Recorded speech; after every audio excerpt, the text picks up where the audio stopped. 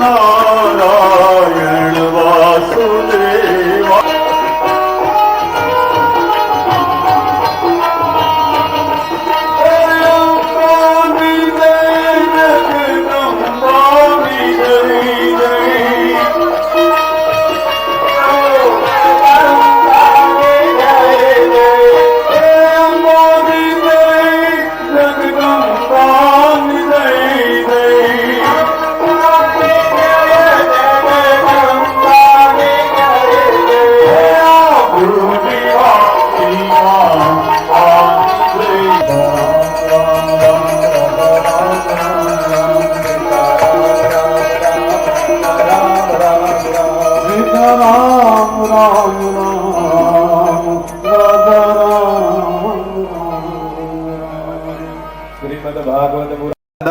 प्रिया अदोकद अस्तोकद स्वभानवो विभ्रा नविष्टया मते जो जानवेन्द्र दे हरे चंदन चोखा ने फूल કર્યા પછી ઈશ્વરને પ્રસિદ્ધ ઠાકોરજી પર અબીલ ગુલાલ કંકુ બંધાવો ઓ અબિલંચા ગુલાલંચા સુવાચંદનેવ ચ નાના વિધિ પ્રકારેણ પૂજ્યતા પરમેશ્વર સૌભાગ્ય પરિમલા ફળ છે એ ભાગવતી પાસે નૈવેદ્ય માટે ધરી ગયું જે પણ કરી ઓ સમવસ્કર અધિયામ તો મેર્દિસા સ્તોત્રાતઃ લોકાન અકલવયન્ નૈવેદ્યામે ભગવઃ ઓમ તમાય સ્વાહા જલની એક કંસી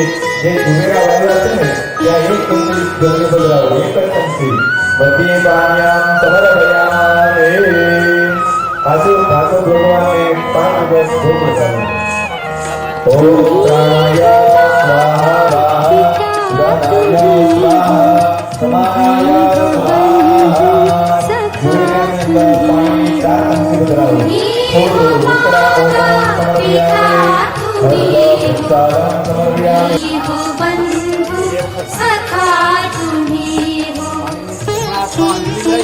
ओम पितृस्मरणं उदाहरणं पितृस्मरणं ओम पितृभ्यः चोराभ्यः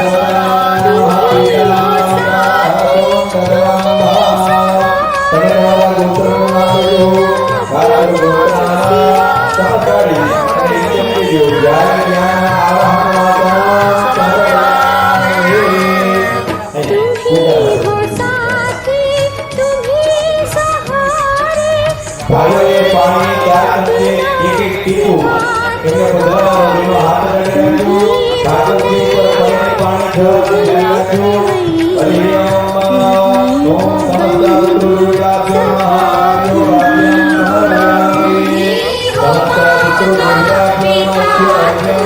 समर्पयामि समस्त गुरुराज्य समर्पयामि समस्त गुरुराज्य समर्पयामि समस्त गुरुराज्य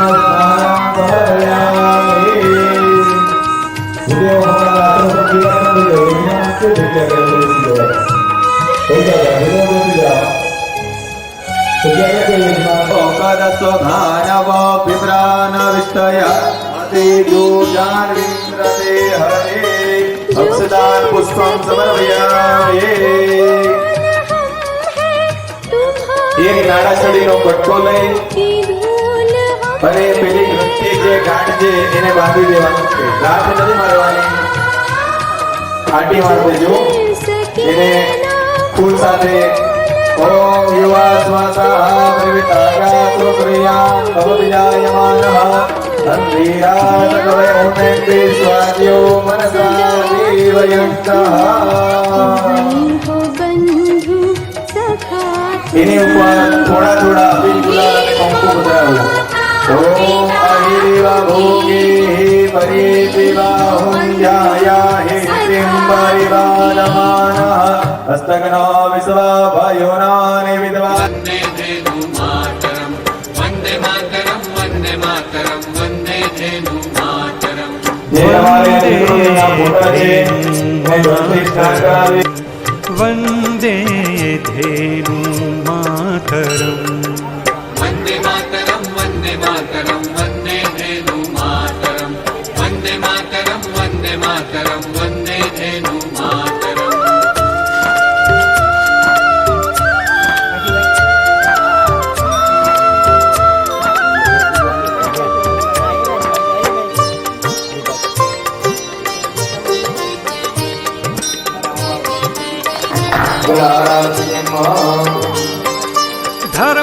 અર્થદામ માતરમ કામદામ મોક્ષદામ માતરમ ધર્મદામ અર્થદામ માતરમ કામદામ મોક્ષદામ માતરમ ધર્મદામ અર્થદામ માતરમ કામદામ મોક્ષદામ માતરમ વંદે ધેનુ માતરમ વંદે ધેનુ માતરમ वन्दे मातरं वन्दे मातरं वन्दे धेनु मातरं वन्दे मातरं वन्दे मातरं वन्दे धेनु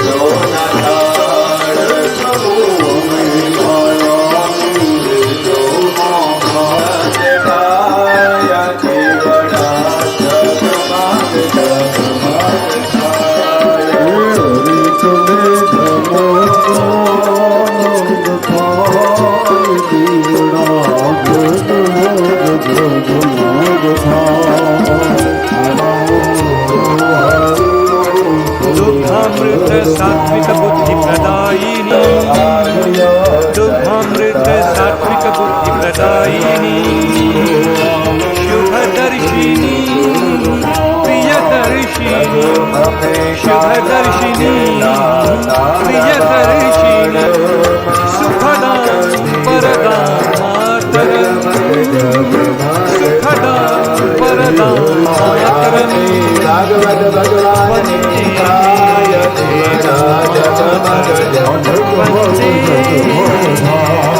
आरती पितृ नारायण निधाय दिवड़ा जगमग जगमग धाय कर्पूर गौरम करुणावतारम संसारसारम सदा संतं हृदयारविन्दे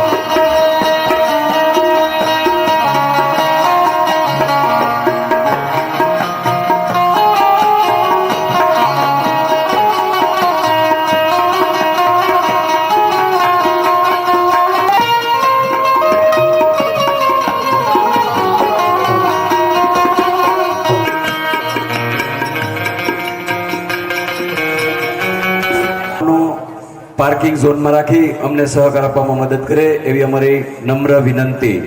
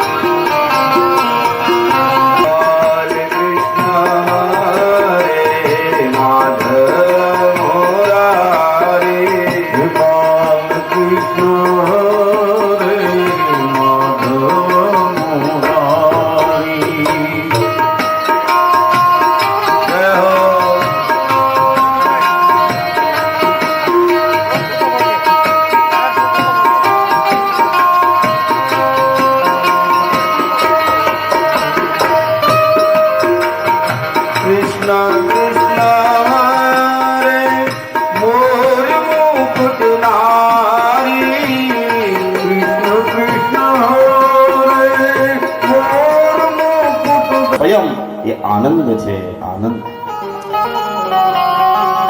એટલે જ આનંદ એ મહાત્મા મહાપુરુષો અને મહામહાન એ કરતા હોય છે. જો આનંદ સંત પ્રતીત કરે છે, આનંદ એ ભગવાનનું સ્વરૂપ છે. એટલે સુખ દુઃખ में समता साध रहे,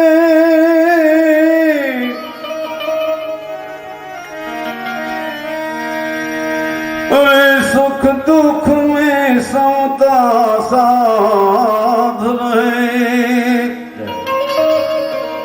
सुख दुख में समता जो साध रहे तो कुछ खौफ नहीं है जागीरी में जो आनंद संत फकीर करे, जो आनंद संत फकीर करे, आनंद संत फकीर करे.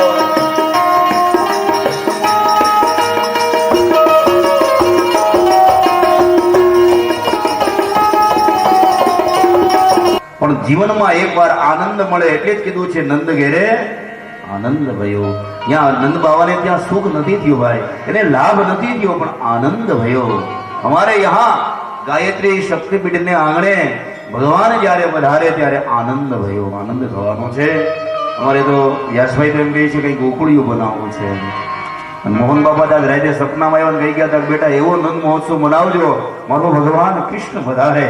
હે જે જગતનો નાથ આ જગત દુલારો જ્યારે વધારે સર્વત્ર આનંદ આનંદ બને તો આનંદ એ ભગવાનનું સ્વરૂપ છે, પરમાત્માનું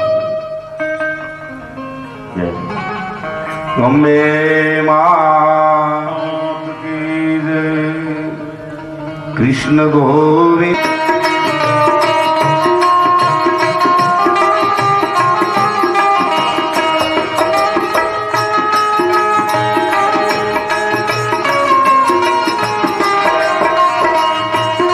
गोविंद गोविंद गोपाला, जय अम्बे माँ जय अम्बे, जय अम्बे माँ जगदम्बे, जय अम्बे माँ जगदम्बे, जय अम्बे माँ जय अम्बे, जय अम्बे माँ जय अम्बे, जय अम्बे माँ जगदम्बे, जय अम्बे माँ जगदम्बे, जय अम्बे माँ जगदम्बे, जय अम्बे माँ जगदम्बे, जय अम्बे. સતચિત અને આનંદ સ્વરૂપ છે. વિશ્વની ઉત્પત્તિ પાલન અને સંહાર કરે છે. સજ્જનો પહેલો શ્લોક છે એટલે ધ્યાન આપજો. ભગવાન આ જગતને ઉત્પન્ન કરે છે, પાલન કરે છે અને સંહાર કરે છે. મહાકાલી, મહાલક્ષ્મી અને મહાસરસ્વતી આ ત્રણ શક્તિ છે જગતમાં જેની આરાધના ચાલે છે નવરાત્રિમાં. ઉત્પત્તિ, પાલન અને સંહાર.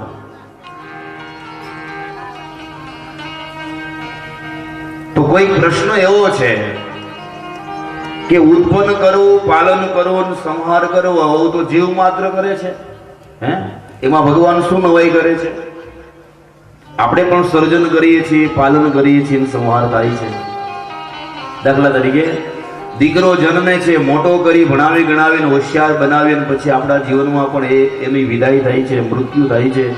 તો ઉત્પન્ન કરવું, પાલન કરવું, સંહાર કરવું તો ઈશ્વરને, પરમાત્માને જે કરેલી ક્રિયાને આપણે લીલા કહીએ છીએ, હું તમે જે કરીએ છીએ કેવળ ક્રિયા છે, એવો તફાવત શા માટે? બહુ ઊંડાણની વાત છે અને ભાગવતના પહેલા શ્લોકની કથા છે. જીવ કરે છે એ ક્રિયા છે ને ઈશ્વર કરે છે એ લીલા છે. આવો બાહ્ય રીતે તફાવત કેમ છે મને સમજાવો બાપ.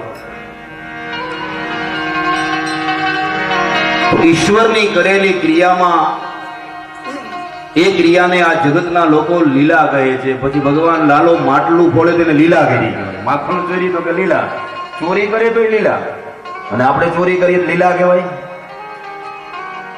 એ ક્રિયા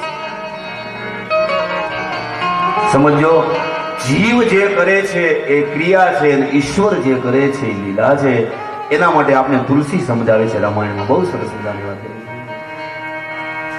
મોહ સકલ વ્યાધીન કર મોલા,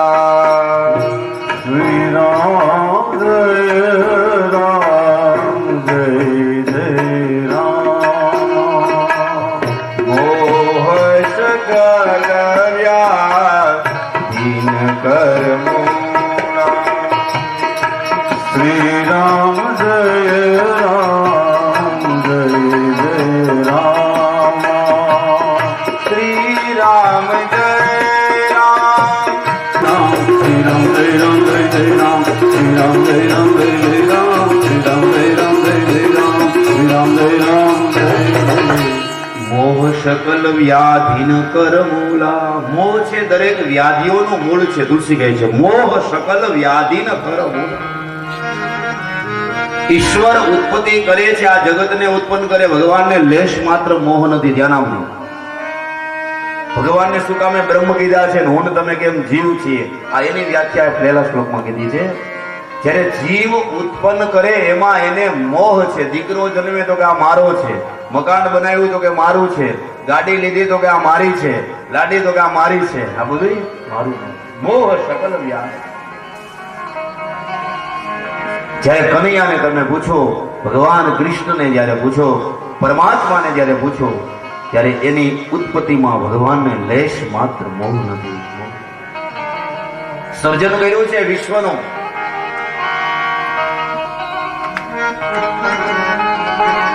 કેવું ભગવાને વિશ્વ બનાવ્યું છે?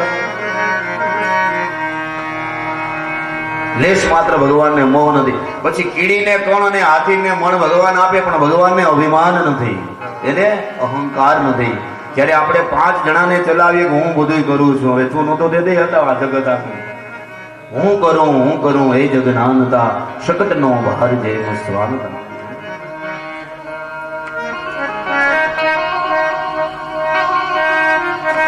એટલે જીવ એમ કહે છે કે આ બધું હું કરું છું. અભિમાન આવ્યું એટલે એની અંદર એને અહંકાર થયો. ભગવાન આ જગતનો ભરણ પોષણ કરે છે, ભગવાન વિશ્વંભર છે. ભગવાનને લેશ માત્ર એને કોઈ અભિમાન નથી. જો ધ્યાન આપજો, ઉત્પત્તિમાં મોહ નથી, પાલનમાં અહંકાર નથી, અને પછી આ જગત આખું કદાચ લય થઈ જાય, સુનામી આવે ને કદાચ બધું વયું જાય તો એને